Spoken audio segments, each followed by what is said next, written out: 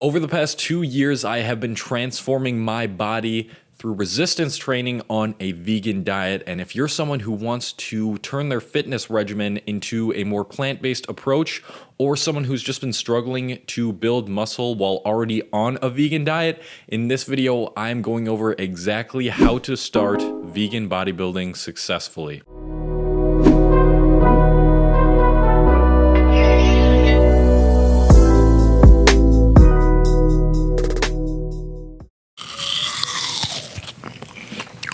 What's good? It's Hastings, and if you are trying to simultaneously look good naked while increasing your well-being, then consider subscribing. So the first thing you're gonna need to know to actually start vegan bodybuilding is how to either gain or lose weight. And the way we calculate this is through the TDEE, the total daily energy expenditure, also known as maintenance calories. If you eat a few hundred calories above this number consistently, and the keyword is consistently here, guys, for let's say a couple weeks, you'll start to gain weight, and vice versa for losing weight. If you eat a few hundred calories under that, you're gonna lose weight. In order to calculate this for yourself, you can just look up on Google TDEE calculator, and you can go through the first 3 search results, put in your info that is required on each of the pages, and average out the 3 numbers that you get. First step is completed. Let's move on to macros. Your macros or macronutrients are gonna play probably the biggest part into how much muscle you're gonna be able to gain. I would say like 60 to 70% of fitness is based around eating the right things and eating the right macros. The macros that we're gonna be putting our focus on are calories, carbs, fat, and protein. And there's gonna be a certain ratio we're gonna calculate that is gonna depend on how much protein you'll actually be needing. So I suggest 0.6 to 0.8 grams per pound of body weight. I think that's 1.4 to 1.6 grams per kilogram of body weight. I'm gonna be leaving a link to this macro calculator that I'm using right here in the description, and also the links to the TDEE calculators that I have used in the past.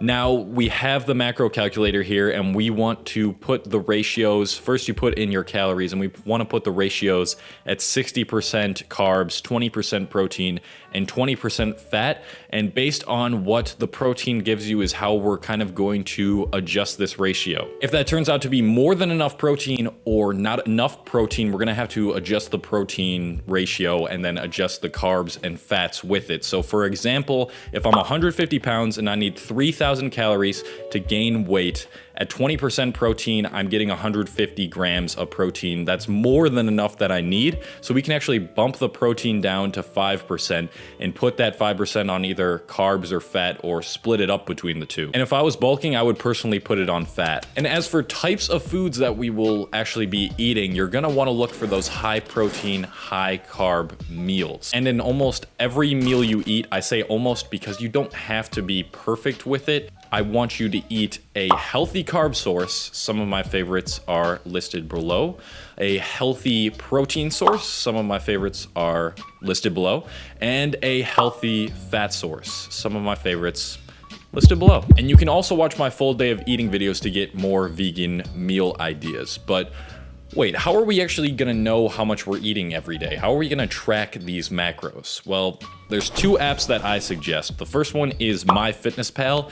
I've been using it the longest, and I say for just tracking macros, if that's all you care about, this would be your best choice. But if you want to get all the information on all the vitamins and minerals that you're eating throughout the day, you can use an app like Chronometer that will tell you everything. And on both of these apps, you just search the food you just ate or scan the barcode, and it has pretty much every single food's macros totally completed for you. So you just need to add that into your diary every single day. And make sure you are tracking every single thing that you are eating throughout the day. Don't lie to yourself just to feel better. Track that shit. Unfortunately, yes, you're gonna have to do some type of resistance training in order to actually build muscle, but I promise you, once you get into working out, doing it consistently and seeing progress consistently, you're gonna love how it makes you feel and how it makes you look. And there is 3 types of workout splits that I recommend. If you are a beginner, you should do either an upper lower body split or a full body workout. And if you are intermediate to advanced, you can do something like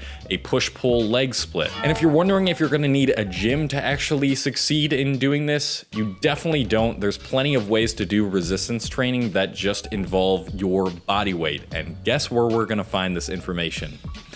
Yeah, it's Google. So if you just search up upper body gym workout or upper body bodyweight workout on Google, or YouTube's also a good source, you're gonna find some basic general ones that are pretty good for starting out, but they're not really specialized towards you. They're not really personalized towards you, so you're not really gonna be maximizing your results. So if you still want help after this video, I offer one-on-one coaching, personalized workout plans, and vegan meal plans on my website. The link is gonna be in the description. Now, with these workouts you find on Google, you need to always be making sure that you're completing the set amount of reps that they gave you for as much weight as you can do. And the next time you do this workout, you either wanna add a little more weight, can be as little as like 5 pounds, add one more rep, or do better form.